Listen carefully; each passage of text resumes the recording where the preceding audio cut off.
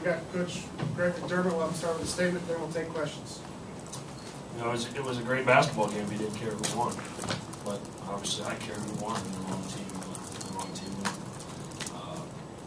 Our guys competed their hearts out, and as Doug alluded to, we really felt like coming in here and having the ability to throw the first punch would be important, and really, control the game for at least the first 25 or 30 minutes before they made that run on us. But I'll give obviously a lot of credit. We were going to make somebody else beat us, or at least make them beat us in a way that was different than how they won their previous 3 games. Except for a couple mistakes we made on Scott, and Jamie throwing in a 35-footer at the end. We did a good job on those 2 guys, limiting their looks at the 3-point line. Deontay made some plays, but Jake Anderson was really the difference in the game. He and Melvin, just some of their hustle plays that we didn't quite match. Questions? The shot, can you? There's no monitor, so we'll never know. But actually, we will know because they counted it. So, we had as good of officiating crew as you could ask for. So, they say count, they count. Did you know going in that there were going to be no reviews, or did you not find out until They after? let us know that before the game. We told both coaches, and it's unfortunate because you hate to have a game decided when you don't know for sure. But the reality of it is this: I've got all the confidence in that officiating crew in the world, and if they said it was off before the light went on, then it was off. The tempo of this game, is this something that you would count on? The number of possessions wasn't necessarily high. I think there was less than 70 possessions in the game. But both teams just played really well offensively or really poorly defensively, depending on how you're looking at it. The reality of it is we did some things offensively that we haven't done yet this year. We made some giant strides forward on the offensive end of the floor. Defensively, we needed to put 2 halves together. And we hold them to 37 points in the second half. We're talking about a double-digit win for us. But we didn't quite have it in our tank the second half defensively. And if we're going to be successful long-term, it probably isn't going to be outscoring people. We've got to be able to out-tough them and out-defend them. And we didn't do as good a job of that, but again, a lot of that credit goes to the Cyclones. Coach, tomorrow in the media, there's pretty clear shots that the ball was not good, the ball was still in his hands.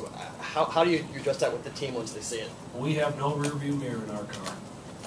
We're moving this baby forward. You can't live like that. And we've got a day off tomorrow. And my challenge to this group is just if we stay together and we continue to work, and this team gets along really well, and they'll look in the mirror and think about the things that they could have done differently to change the outcome of this game. An offensive play here where we're in the wrong spot, or a defensive miscue or a missed block out, and understand that what we talk about in practice, those little things really add up when the game's tied with 1.6 seconds left. If they can learn from that, there's not much lost in this, and we'll get back in the practice floor on Tuesday and turn our attention to Kennesaw State. Coach, what was it like for you playing against Iowa State? It was different because I've got tremendous respect for everybody that's part of that program. Everybody that played today, I either recruited or had a hand in recruiting and coached. And several of the guys on the bench over there are very close friends of mine. So I don't want them to lose, and I'll cheer for them every time moving forward. But obviously it's different when you walk in and the Cardinal and Gold are cheering against you instead of for you, although there was probably a few of those when I was at Iowa State anyway. So what did you think of the they're happy tonight. What did you think of the reception that you got when you came out? I don't pay much attention. I don't pay much attention when it just in the world of college coaching, you've got to have a pretty short memory and not great hearing when you're on the floor. So. Take 3 more. Coach, we knew that when Gregory becomes eligible that Kenny was going to step out and shoot threes, but I don't think anybody thought it would happen this quickly. Talk about the game plan to have Kenny step out and shoot that many threes. Well, Kenny can really shoot. Maybe one of the best shooters on our team. And you have to sometimes take over the course of the game what they're giving you. And they were plugging it up in some other ways and making it tough in there. And he got some open looks at it. And had one of the ones he made came at a different time instead of that one late, really changes the outcome of the game. So I think it's important that Kenny knows that I have confidence in him to do that.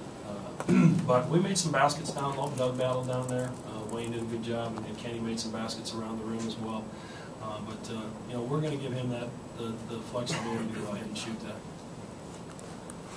Greg, you had some guys step up offensively that hadn't in the previous 3 games. How important is it for them to build on that moving forward? It's very important. You know, we hadn't shot it particularly well in the first 3 games, and we're better shooters than that. I think. I don't think we're a great shooting team, but I think we're a good shooting team, and it's a team that can become a better shooting team with a lot of hard work.